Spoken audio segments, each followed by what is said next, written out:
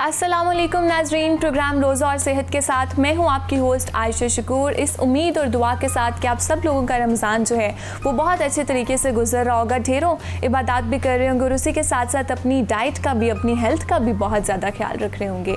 जनाब, लाहौर न्यूज़ के प्लेटफॉर्म से रोज़ाना हम आपके लिए ट्रांसमिशन लेकर आते हैं जिसमें हमारे साथ हेल्थ केयर एक्सपर्ट्स मौजूद होते हैं और आपकी जितनी भी हेल्थ रिलेटेड और स्किन रिलेटेड क्वेरीज जो होते हैं हम उन्हें डिस्कस करते हैं। आज भी हमारे साथ हमारी न्यूट्रिशनिस्ट खदीजा अवान मौजूद है। अस्सलाम वालेकुम खदीजा, कैसी हैं आप? अस्सलाम वालेकुम, I am good, how are you? I am good too. Khadija, बहुत बहुत रमज़ान मुबारक हो। कैसे जा रहे हैं आपके रोज़े? आपको भी बहुत मुबारक हो। खैर मुबारक। कैसे जा रहे हैं रोज़े आप? अभी तक तो अच्छे जा रहे हैं क्योंकि मौसम अच्छा हो गया है। बिल्कुल, मौसम बहुत अच्छा हो गया और उसके साथ साथ उस तरह से अभी गर्मी की शिद्दत भी नहीं हुई तो रोज़ा भी कम लग रहा है। बिल्कुल ऐसा लगा था जैसे गर्मी हो जाएगी, लेकिन अल्लाह ताला ने रहमत कर दी अपनी। बेशक जी, बेशक। खदीजा, आज का हमारा प्रोग्राम स्पेसिफिकली उन लोगों के लिए, बल्कि मेजॉरिटी लोगों का यही कंसर्न होता है कि रोज़े आ गए हैं, हमने साथ ही वेट लॉस स्टार्ट कर लेना है क्योंकि रमज़ान के बाद शादी सीज़न स्टार्ट हो जाता है, बहुत ज़्यादा एक्टिविटी स्टार्ट हो जाती है। तो जिन लोगों ने वेट अपना लॉस करना है वो क्या कर सकते हैं रोज़े? अच्छा, वैसे ये बहुत मज़े की बात होती है क्योंकि सबको बहुत ज़्यादा ये ट्रिगर करता है कि अब रमज़ान आ गया तो हम अपना वेट लूज़ करेंगे क्योंकि हम ब्रेकफास्ट नहीं करेंगे और हम लंच नहीं करेंगे और हमारे मिड मॉर्निंग स्नैक या इवनिंग स्नैक्स जो हैं वो स्किप होने वाले हैं, तो हम अपना वेट लूज़ कर लेंगे, ठीक है। लेकिन वेट लूज़ करने के लिए भी आपको कुछ ना कुछ एफर्ट करनी पड़ती है regarding the food selection, regarding the type of food you are having, क्योंकि कोई मिरेकल तो होने नहीं वाला कि आप सो जाएं और आप विश करें और आपका वेट लूज़ हो जाए। तो उसके लिए अल्टीमेटली जैसे रूटीन में हमें अपनी फूड सिलेक्शन को थोड़ा देखना पड़ता है, इसी तरह रमज़ान में भी हमें अपनी जब तक फूड सिलेक्शन को नहीं देखेंगे तो हम बिल्कुल भी वेट लूज़ नहीं करेंगे। बल्कि हो सकता है कि आफ्टर 30 डेज़ एक रूटीन जिसको हम फॉलो करेंगे फॉर 30 डेज़, बहुत सी चांसेस हैं कि हम वेट पुट ऑन कर लें क्योंकि हमारी सहरी जो है वो बहुत लेविश होती है और हमारी इफ्तार भी बहुत लेविश होती है और वो चीज़ें जो ऑफ एंड ऑन हमने वीकली बेसिस पे या फोर्टनाइटली बेसिस पे हम कंज्यूम करते हैं, इफ्तार का जो टेबल होता है डेली बेसिस पे जब इतना हाईली शुगर कंटेंट या इतना हाईली सॉल्ट कंटेंट आपके अंदर जाएगा तो फिर जब हम नरेट करते हैं पेशेंट को कि इस रमज़ान के महीने में अगर आप अपना वज़न कम करना चाहते हैं तो उसके लिए you have to put some effort. सिर्फ रमज़ान की बरकत से वेट लूज़ होने वाला नहीं वाला। और अच्छा, नॉर्मली ये लगता है कि हम इतने घंटे की फास्टिंग कर रहे हैं तो हमारा पेट तो खाली था, लेकिन हम ये नहीं देखते कि हम सहरो अफ्तार में कितना ज़्यादा खा रहे होते हैं, कि हम कितना कैलोरिक ओवरलोडेड स्टफ हम इनटेक उसका है हमारा। अच्छा, पूरा रमज़ान पेशेंट्स हमें पूछते रहते हैं कि इंटरमिटेंट फास्टिंग क्या है, ठीक है। अब इंटरमिटेंट फास्टिंग का जो रूल है वो यही है कि एक मखसूस घंटे हैं, ठीक है, जैसे कि 14 to 16 आवर्स आप कुछ नहीं खाएंगे, ठीक है, और उसके बाद 4 to 6 आवर्स का एक ओपन विंडो है जिसमें आप अपनी जो डेली रिक्वायरमेंट की जो आपकी कैलोरी रिक्वायरमेंट है उसको आप पूरा कर सकते हैं। अब एग्जैक्ट रूल जो है वो अप्लाई होता है रमज़ान में, जहाँ पर हम इफ्तार से लेकर सहरी तक जो हमारे पास एक ओपन विंडो है उसमें हमारी बॉडी की रिक्वायरमेंट है, जो हमारी कैलोरिक रिक्वायरमेंट है, हम उसको पूरा कर लें और बाकी के जो घंटे हैं 12 to 13 to 14 आवर्स जो है उसमें हम फास्ट कर लें, ठीक है। लेकिन बात फिर वहीं पे आ जाती है कि हम क्या खा के रोज़ा रख रहे हैं और हम क्या खा के रोज़ा खोल रहे हैं, रोज़ा इफ्तार किससे कर रहे हैं, ठीक है। एक तो ये बात हो गई। दूसरा ये कि हमारा जो स्टेट ऑफ माइंड है वो थोड़ा रेस्टिंग मोड में चला जाता है इफ्तारी के बाद भी, बिल्कुल, और ये थोड़ा रेस्टिंग मोड में चला जाता है सहरी के बाद भी। लाइक अगर हम कहते हैं कि फोकस ऑन फिज़िकल एक्टिविटी, तो जी हम जिम कैसे कर सकते हैं रोज़ा रख के, या हम वॉक कैसे कर सकते हैं, या हम जॉग कैसे कर सकते हैं। ये तो गर्मियों के रोज़े हैं, निस्बतन हमें प्यास लग जाएगी एंड ऑल दैट। और वो जो विंडो हमारे पास है उसमें अब हम अपना हम खाना पीना पूरा करें या हम फिजिकल एक्टिविटी को फोकस करें। तो इसलिए जब तक कि आप थोड़ा ख़ुद को पंक्चुअल नहीं कर लेते, जब तक आपके पास जो टाइम अवेलेबल है उसको आप अच्छे से उसके स्लॉट्स नहीं बना लेते तो आपको फिर रिजल्ट्स वो नहीं मिलेंगे जो आप चाह रहे हैं। एग्जैक्टली। हम अगर इंटरमिटेंट फास्टिंग भी करना चाह रहे हैं, हम वेट लॉस भी अपना करना चाह रहे हैं, लेकिन हम सहरी के बाद भी रेस्टिंग मोड में चले जाते हैं, वो भी बात। और इफ्तारी में जब हम इतना खाते खाते हैं, जंक और खाते उसके हैं, बाद ऑयली भी हम प्रोडक्ट्स, और रेस्टिंग उसके मोड बाद में भी बॉडी जो है वो बहुत Exactly. ज़्यादा लेजी हो आपके जाती कुछ है। ऐसी बॉडी में चेंजेस भी ऐसी होती हैं जब आप सारा दिन फास्ट करने के बाद जब आप खाना खाते हो, आपके ब्लड शुगर लेवल्स या आपका बॉडी का ब्लड प्रेशर इस तरीके से तब्दील होता है कि आप थोड़े लेथार्जिक हो जाते हैं, हो। बिल्कुल। तो फिर उसके लिए ये है कि आप अपने स्लीप आवर्स को चेक करें। आप फजर के बाद जो है आप वॉक कर सकते हैं, आप असर के बाद जो है आप हल्का फुल्का जिम कर सकते हैं, बट इट ऑल डिपेंड्स कि आप इफ्तार में क्या खाना खा रहे हैं और सहरी में, क्योंकि खाना वो होना चाहिए जो आपको at the same time energy भी दे रहा हो, और आपका वेट भी वो और आपका वेट भी मेंटेन कर रहा हो, ठीक है, और आपको हाइड्रेट रखे, ये बहुत ज़्यादा ज़रूरी है। क्योंकि अगर आप हाइड्रेटेड नहीं हैं तो फिर तो आप एक्सरसाइज तो छोड़, आपके जो रूटीन के काम है, जो रोज़मर्रा की रूटीन की, आप वो भी नहीं कर सकते। और रोज़े की हालत में भी बहुत ज़्यादा लेजीनेस होती है उसकी बहुत वजह ज़्यादा से। वो इसीलिए हो रही होती है क्योंकि हमारी जो फूड सिलेक्शन है उस पर सब डिपेंड करता है। बिल्कुल। उसी फूड सिलेक्शन पे डिपेंड करता है कि हमारा जो रोज़ा है वो कितना हशाश बशाश गुजरने वाला है, बिल्कुल। या वो जो रोज़ा है हमें तंग करने वाला है। क्योंकि अल्लाह ताला ने जिस तरह हर चीज़ की ज़कात बनाई है, तो जो बॉडी की ज़कात है वो रोज़ा है, ठीक है, और बॉडी की ज़कात जो रोज़ा है वो इसी तरीके से है कि हम खुद को थोड़ा सा डिप्राइव करें इन सब चीज़ों को लेकर, और थोड़ा सा हम अपनी बॉडी को अलाउ करें कि हमारे अंदर जो है सेल जो है वो पुराने सेल्स जो ख़त्म हों, जो नए सेल्स बने, तभी जाके जो रोज़े का या इंटरमिटेंट फास्टिंग का मतलब पूरा होता है। बिल्कुल। और रोज़े की हालत में जब इतनी देर का गैप आता है तो हमारे स्टमक के अंदर जितने भी हमारे ओल्ड सेल्स होते हैं उसी के साथ साथ शेड होना स्टार्ट हो जाते हैं। अच्छा, इसमें मैं ये बात करूँगी कि जैसे रोज़े में बहुत ज़्यादा कंप्लेन पेशेंट्स की आना शुरू हो जाती है कि एसिडिटी के हवाले से, कि हम जी खाना खाते हैं और हमें एपिगैस्ट्रिक डिस्कम्फर्ट हो जाता है। तो उसके लिए भी यही है कि जब आप रोज़ा इफ्तार करने लगें तो बहुत एकदम से ख़ुद को लोडेड ना कर लें, आप आराम से आहिस्ता आहिस्ता जो सा है आप पोर्शंस में खाएं, और बहुत ज़्यादा तली फ्राई चीज़ों से आप परहेज़ करें, ठीक है। हमारे जो मशरूबात होते हैं उसमें चीनी बहुत ज़्यादा होती है, और जो हमारे अगर दूसरी साइड पर आ जाएँ, जो नमकीन हमारे आइटम्स होते हैं उसमें नमक मसाले बहुत ज़्यादा होते हैं। अब ज़्यादा चीनी भी प्यास का एहसास बढ़ाती है, और ज़्यादा नमकियात वाली चीज़ें, मिर्च मसाले वाली चीज़ें भी प्यास का एहसास बढ़ाती हैं। तो इसका बेसिक रूल यही है, इसका थंब रूल यही है कि आप जो है आप बहुत ज़्यादा ऑर्गेनिक स्टफ़ को इस्तेमाल करते हुए उसमें ख़ुद से चीज़ों को बहुत ज़्यादा ऐड ऑन ना करें। जैसे कि अगर आप फ्रूट कॉकटेल खा रहे हैं, आजकल आप अगर फ्रूट कॉकटेल को अफोर्ड कर पा रहे हैं तो उसको अपने लिए बेनिफिशियल रहने दें। उसमें मज़ीद आप उसमें जूसेस ऐड करके या उसमें चीनी ऐड करके या क्रीम ऐड करके उसको फिर अपने लिए मुज़िर सेहत मत बनाएं, ठीक है। तो एक चीज़ जो अच्छी है उसको अच्छा। इसी तरह जैसे अगर आप दूध पीने जा रहे हैं तो आप दूध का फ़ायदा अपनी बॉडी को हो लेने दें, ठीक है। अगर आपको उसमें कुछ फ्लेवर के लिए ऐड करना है, आप ब्राउन शुगर या हनी या जो चिया सीड्स हैं, तुख्म लंगा है, इसके साथ आप उसको एक अच्छा ड्रिंक बना लें जो कि आपको एनर्जी भी प्रोवाइड करे, आपको हाइड्रेट भी रखे। लेकिन अगर हम उसमें सोडा ऐड कर देते हैं तो उसकी वो जो न्यूट्रिशनल वैल्यू है वो ही ख़त्म हो जाती है। तो मैं कहती हूँ आप लोगों का डबल नुकसान है, एक तो सेहत को कोई फ़ायदा नहीं हुआ, ऊपर से खर्चा भी हो गया। तो आजकल तो वैसे ही इतना ज़्यादा महंगाई का हर तरफ एवरीवन इज़ टॉकिंग अबाउट महंगाई, तो उसमें मैं यही कहूँगी कि एटलीस्ट जो चीज़ आप कंज्यूम कर रहे हो उसको इस तरीके से कंज्यूम करें कि वो बेहतरीन तरीके से आपकी बॉडी को अवेलेबल हो जाए और आपकी बॉडी को उसका फ़ायदा हो जाए। Excess of everything is bad. हम चीज़ों में इतने फ्लेवर्स ऐड कर लेते हैं, आर्टिफिशियल चीज़ें ऐड कर लेते हैं, जिसके बाद उसकी वो न्यूट्रिएंट्स भी नहीं रहती और वो इफेक्टिव भी उतना नहीं होता हमारे लिए। ये बहुत ज़्यादा है एक्सेस ऑफ एवरीथिंग ना। लाइक जब मैं पेशेंट से बात कर रही होती हूँ ना, तो मैं जब उनको काउंसल करती हूँ और मैं समझा रही होती हूँ कि देखो ये तुम्हारे लिए अच्छा नहीं है और तुम ये मत खाना, ठीक है। अच्छा तो फिर हम खाते ही नहीं हैं, अच्छा तो फिर हम स्किप कर देते हैं भाई। अच्छा इस तरह क्यों करते हो? एक बैलेंस क्यों नहीं मेंटेन करते हो, ठीक है।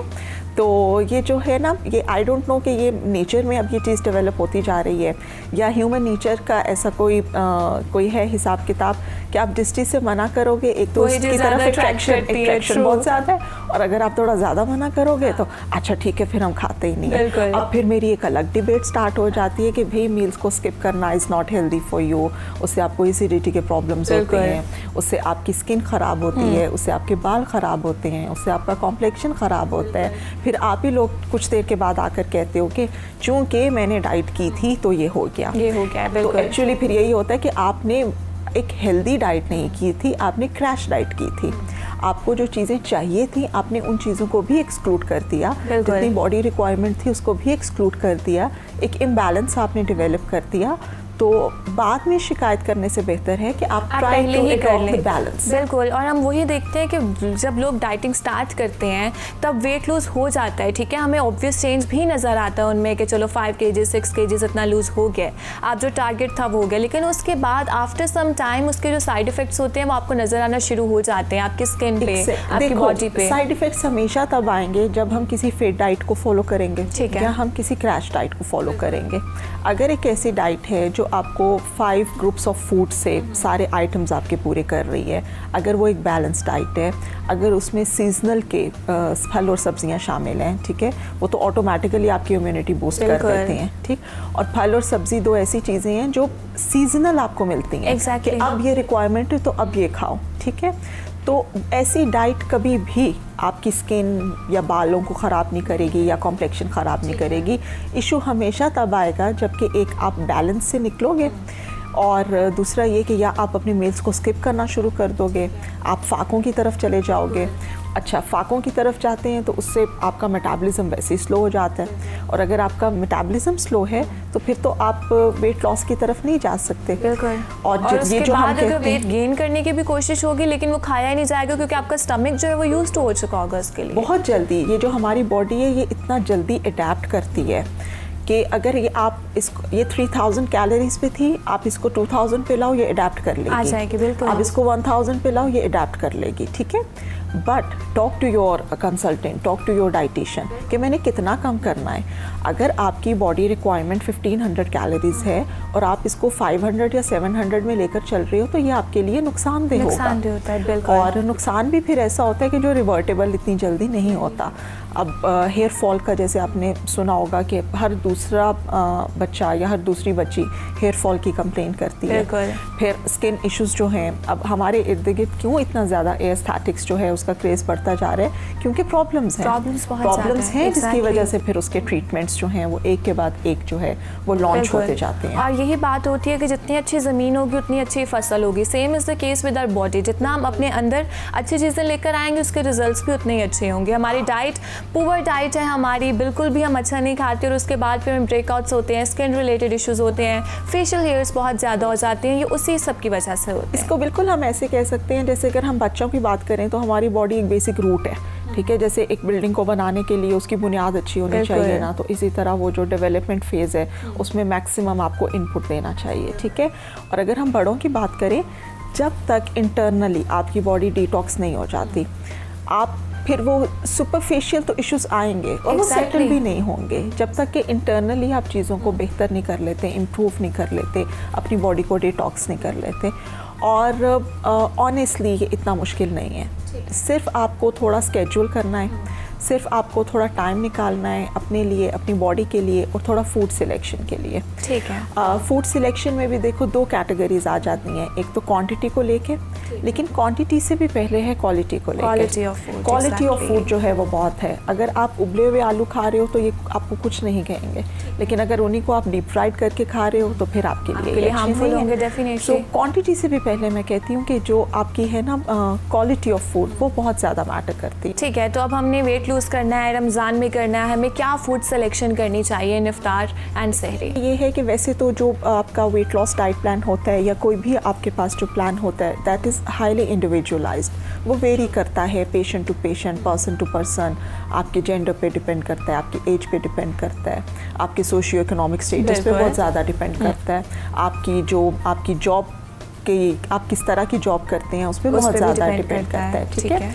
लेकिन अगर फिर भी हम जनरली बात करें तो जो हमारी ख़वातीन हैं उनको मोर और लेस 1500 किलो कैलोरीज जो हैं वो उनको चाहिए होती हैं पूरे दिन में, ठीक है। और जो मेल्स हैं उनको 1800, ये मैं जनरली बात कर रही हूँ, ये कम ज़्यादा भी हो सकते हैं, ठीक। अच्छा, अगर तो हम वेट मेंटेन करना चाह रहे हैं तो हम 1500 कैलोरीज या 1800 कैलोरीज को ही लेकर चलेंगे, ठीक है। और उसमें थोड़ी सी फिजिकल एक्टिविटी को ऐड ऑन कर देंगे तो रमज़ान में हमारा वेट अच्छा मेंटेन हो जाएगा, ठीक है। लेकिन अगर हम वेट को रिड्यूस करना चाह रहे हैं तो फिर हमें थोड़ा सा कैलोरीज को रिड्यूस करना पड़ेगा। जैसे कि आप कह लें कि हम 500 कैलोरीज को कम कर लेते हैं। Okay. मेल्स के कैटलॉग में से भी और फीमेल्स के कैटलॉग में से भी 500 जो कैलोरीज हैं उनको हम माइनस कर देते हैं, ठीक है। अच्छा, अब उन कैलोरीज को भी माइनस करने के लिए ज़रूरी नहीं कि आप रोटी ना खाओ। जैसे जी हमने वज़न कम करना है तो हम रोटी नहीं खाते, हम ब्रेड नहीं खाते। हमें कोई ऐसा डाइट प्लान बना दें जिसमें रोटी ब्रेड ना हो। भाई बचपन से लेकर अभी तक आप रोटी ब्रेड खा रहे थे, Exactly, तो अब एकदम से क्यों हम क्विट कर दें? आपकी बॉडी को चाहिए, आपकी बॉडी को आदत है उसकी, ठीक है। तो वो जो हम 500 कैलोरीज हमने माइनस करना है उसको हम इस तरह से कम कर सकते हैं कि हम बहुत ज़्यादा चीनी का इस्तेमाल ना करें। ठीक है, ठीक हो गया। हम बहुत ज़्यादा जो शुगर लोडेड हमारे ड्रिंक्स होती हैं, सॉफ्ट ड्रिंक्स होती हैं, हम उनका इस्तेमाल ना करें। ठीक है, हम टेट्रा पैक की जगह हम फ्रेश जूसेस पे आ जाएं, ठीक है।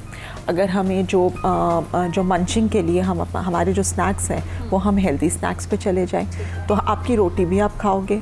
आप रोटी के साथ हमारे घरों में जैसे चिकन, मटन, दाल, सब्ज़ी बनता है, आप वो भी खाओगे, ठीक है। सीजनल फ्रूट्स की वैसे ही बहुत ज़्यादा इंपॉर्टेंस है, आप वो भी खाओगे। लेकिन जंक जो है, ठीक है, अगर मैं एक ब्रॉड कैटेगरी में बात करूँ तो आप जंक को एक्सक्लूड कर दोगे। ओके, तो बहुत आसान है आपकी बॉडी, खुद की बॉडी को डिटॉक्स करना, अपने इंचेस को रिड्यूस करना, और अल्टीमेटली जब आप वेइंग स्केल पे जाओगे तो वो भी आपको अच्छा इफेक्टिव होगा, हाँ, आपके फेवर में होगा। अच्छा, इसके साथ डिटॉक्स दिखाएगा। ड्रिंक्स बहुत ज़्यादा आ गई हैं, तो वेट लॉस के लिए कौन से डिटॉक्स ड्रिंक आप सजेस्ट करती हैं कि सबसे बेस्ट है? जैसे कि रमज़ान में बहुत ज़्यादा ट्रेंड होता है ड्रिंक्स का ना, ठीक है। हमारे यहाँ पंजाब में जैसे लस्सी बहुत ज़्यादा बनाई जाती है, ठीक है। तो जो कच्ची लस्सी है, अगर आप चीनी के बगैर पी रहे हैं, या दही की लस्सी है अगर आप चीनी के बगैर पी रहे हैं, तो यह आपके लिए बहुत हेल्दी है। सोर्स ऑफ कैल्शियम भी है और आपको हाइड्रेट भी रखेगी, ठीक है। अगर हम जूसेस पे आ जाते हैं तो वहाँ पे हमारे पास जो फ्रेश जूसेस हैं, या हम जैसे स्लश बनाते हैं, स्ट्रॉबेरी स्लश बना लें, वाटरमेलन स्लश बना लें, फालसा स्लश बना लें, लेकिन उसमें हम चीनी मज़ीद ऐड ना करें, ठीक है, तो ये भी आपके लिए हेल्दी है, ठीक है। और इसी तरह मज़ीद अगर आप जाते हैं अपनी बॉडी केयर की तरफ, ठीक है, हेल्थ केयर की तरफ, तो ग्रीन टी बहुत अच्छा एक ड्रिंक है जो कि आपको एंटीऑक्सीडेंट्स भी देती है और आपकी बॉडी को डिटॉक्स भी करती है, ठीक है। फिर नींबू पानी जो है, नींबू पानी में अगर हम चीनी का इस्तेमाल ना करें तो नींबू पानी itself is a very good, refreshing भी है, ठीक है, और आपकी बॉडी को क्लींस भी करता है, आपके कोलेस्ट्रॉल को भी कम करता है, आपको विटामिन सी भी देता है, और अल्टीमेटली इन सब चीज़ों के रिजल्ट्स अच्छे हैं। तो जो अच्छा चाय कॉफ़ी भी हमारे चूँकि मशरूबात में ही शामिल है, तो आप जो कहवे वाली चाय है वो आप बिल्कुल इस्तेमाल कर सकते हैं कम दूध के साथ। कॉफ़ी इस्तेमाल कर सकते हैं, लेकिन दूध पत्ती इज़ नॉट रिकमेंडेड। हमारी तो वो चाय भी बहुत ज़्यादा मसाला मार की होती है, और बहुत ज़्यादा दूध पत्ती में तो वो कहवा मतलब ऐसा इस तरह से ऐड ही नहीं करते। तो जितना आप अपनी खाने पीने वाली चीज़ों को लाइटर मोड पे रखेंगे, जैसे अगर आप रोटी खा रहे हैं तो आप उसको पराठा खाने की बजाय आप रोटी पर आ जाएं, ठीक है। आप बहुत ज़्यादा डीप फ्राइड की बजाय आप शैलो फ्राई पे या स्टर फ्राई पे आ जाएं, ठीक है। तो बहुत इजी हो जाता है आपको वेट रिड्यूस करना। अल्टरनेटिव्स बहुत ज़्यादा मौजूद है, अगर हम उनको यूज़ करेंगे तो साथ साथ हमारे लिए बहुत ज़्यादा इफेक्टिव होगा। अब हमने डाइट को तो डिस्कस कर लिया, इसके साथ साथ हमारे फिजिकल एक्टिविटीज़ भी बहुत ज़्यादा मैटर करती है। तो रमज़ान में हम किस टाइम पर एक्सरसाइज या वॉक आप सजेस्ट करेंगे? अच्छा, इसके लिए मैं वैसे तो पेशेंट के साथ कंसल्ट करना बहुत बेहतर होता है, क्योंकि पेशेंट्स हमारे पास टीनेज भी हैं, हमारे पास यंग एडल्ट्स भी हैं, हमारे पास बुज़ुर्ग भी होते हैं, ठीक है। और आजकल शायद ही है बुज़ुर्गों में से अगर कोई पेशेंट हो जो कि शुगर या ब्लड प्रेशर जैसी बीमारी में मुब्तला ना हो। तो उनके लिए तो मैं कहती हूँ कि अगर तो आपको ऐसा कोई इशू नहीं कि आपको अपना ब्लड प्रेशर लो फील होता है, या आपको अपनी जो शुगर लेवल है वो लो होते नज़र आते हैं, और 10-11 बजे के करीब अगर आप सुबह में फ्री हैं, तो ये बड़ा अच्छा टाइम है कि आप अपनी हल्की फुल्की जो वॉक है ना वो कर लें। वैसे तो फजर के बाद इज़ द बेस्ट टाइम, और भी हमारी मसरूफियात होती हैं, इबादत का सिलसिला जारी होता है और हर कोई मसरूफ़ होता है, तो आप फजर के बाद से लेकर 10-11 बजे तक ये बहुत अच्छा टाइम है, क्योंकि बहुत ज़्यादा धूप भी नहीं होती, तो सूरज की गर्मी तपिश भी इस तरह से नहीं होती, ठीक है। अच्छा, जो ख़वातीन हैं, ख़वातीन के ऊपर चूँकि बहुत ज़्यादा ज़िम्मेदारी होती है कि सहरी भी बनानी है, इफ्तारी भी बनानी है, और फिर वो ऐसा भी नहीं कर सकती कि वो को प्यास की शिद्दत तंग करे या भूख का एहसास हो। तो उनको मैं कहती हूँ कि ठीक है, आप इफ्तारी से जब आप फ्री हो जाएं, जब आप अपनी नमाज वगैरह से फ्री हो जाएं, तो हमारे यहाँ अब आजकल बहुत कम सोने का ट्रेंड है, लोग सहरी तक नहीं सहरी सोते तक ही जाते तो आप हैं। इशा के बाद मौसम भी अच्छा होता है तो उस टाइम आप अपनी वॉक जो है वो कर सकती हैं। ठीक है। और वो बहुत अच्छा टाइम है वॉक के लिए, क्योंकि जब आपने इफ्तार किया होता है उसको भी थोड़ा टाइम गुजर जाता है, आगे से सहरी में भी थोड़ा बिल्कुल। वक्त होता है, और आई डोंट थिंक सो कि उस टाइम कुछ मसरूफियत ऐसी कोई होती है activity जिसको भी आप नहीं थोड़ा होती है, ऐसे सेटल नहीं कर बिल्कुल, सकते। हम ये बिल्कुल। तो नहीं कह सकते कि कोई मसरूफियत आपकी नहीं होगी, लेकिन थोड़ा सेटल हो सकता है, आप इस टाइम कर लें। इसी तरह जो लोग जिम जाते हैं उनके लिए फिर हम बहुत हाईली कंसर्न्ड होते हैं, क्योंकि जिम में आपको बहुत ज़्यादा ओवर स्वेटिंग होती है Exactly. और आपका इलेक्ट्रोलाइट इम्बैलेंस होने के चांसेस जो हैं वो भी ज़्यादा होते हैं। तो उनको हम ये कहते हैं कि अगर आप मैनेज कर सकते हैं तो आप चले जाएं, ठीक है। अगर आप मैनेज नहीं कर सकते तो आप इसको क्विट भी कर सकते हैं फॉर अ मंथ, Okay. ठीक है। और आपने जब जाना है तो आपने थोड़ा खुद को ऑब्जर्व करना है, ठीक है। अगर आपको जिम करने के बाद हेडेक हो रहा है या शॉर्टनेस ऑफ ब्रेथ हो रहा है या ठीक है। बाकी दिन आपका अच्छा नहीं गुजर रहा, आप अपने वर्कआउट को भी थोड़ा लाइटर मोड पे लेके जा सकते हो। यानी कि आप स्किप मत करो, आप ऑफ मत करो, लेकिन अपने वर्कआउट को थोड़ा लाइटर मोड पर ले जाओ। ठीक है। एक्सरसाइजेज ज़्यादा हैवी बिल्कुल, वेट लिफ्टिंग नहीं बिल्कुल। करनी चाहिए। और इसके बावजूद अगर रोज़े के साथ नहीं हो रही तो आप भी इसको फिर उसके बाद शिफ्ट कर सकते हो अपने ठीक हो गया। इफ्तार के बाद इफ्तार जो के है बाद के कुछ देर टाइम बाद से। जब आपका खाना डाइजेस्ट हो जाता है। और जिन लोगों को सिर्फ वेट मेंटेन करना है उनके लिए तो तरावी ही इटसेल्फ एक अच्छी बिल्कुल। फिजिकल एक्टिविटी है। Exactly. अगर आप तरावी पढ़ते हैं, रूटीन से पढ़ते हैं और आपको वेट मेंटेन अपना करना है और खाना पीना आपको समझ आ गया है कि हमने कैसे सेटल करना है, बिल्कुल। तो तरावी भी एक और फिजिकल तरावी के एक्टिविटी साथ है। साथ नमाज पे जब हम पढ़ रहे होते हैं, हम सजदे में जाते हैं, बिल्कुल, हमारी ब्लड बिल्कुल, सर्कुलेशन भी बहुत अच्छी होती है उसी के ज़्यादा। ये साथ ही। अगर आप थोड़ा डीपली देखो तो जितने भी हमारी मॉडर्न स्टडीज़ हैं, जितनी बिल्कुल। भी वो फिज़िकली जो एक्टिविटी को फोकस करती हैं या कुछ पोस्चर्स को फोकस करती हैं कि ये पोस्चर्स आपकी हेल्थ के लिए, आपकी डाइजेशन के लिए बहुत अच्छा है, सब के सब जो हैं वो आपको एक नमाज में वो सारे जो पोस्चर्स हैं, जी। बॉडी पोस्चर्स वो मिल जाते वो हैं, मिल जाते हैं, जो true। आपकी ब्लड सर्कुलेशन को, जो आपकी बोन हेल्थ को और जो आपके मेटाबॉलिज्म को, आपकी डाइजेशन को, हर चीज़ को इम्प्रूव कर रहे होते हैं इन अ बिल्कुल। Better way, in a very positive way. हमारे पास एक बाबरकत महीना है जिसमें हम नमाज के थ्रू अपनी एक्सरसाइज भी कर सकते हैं और रोज़े की हालत में रहते हुए भी हम अपना वेट लॉस भी कर सकते हैं, लेकिन इफ्तार और सहरी में अपनी डाइट को है वो बहुत मेंटेन रखना ज़रूरी है। Thank you so much Khadija for giving us your time, it was lovely talking to you. बस उम्मीद करती हूँ आपने भी आज के एपिसोड को बहुत इंजॉय किया होगा। अगर कोई भी आपकी हेल्थ रिलेटेड या स्किन रिलेटेड क्वेरीज हैं हमारे साथ ज़रूर शेयर कीजिएगा, हम यहाँ पर डिस्कस करने की पूरी कोशिश करेंगे।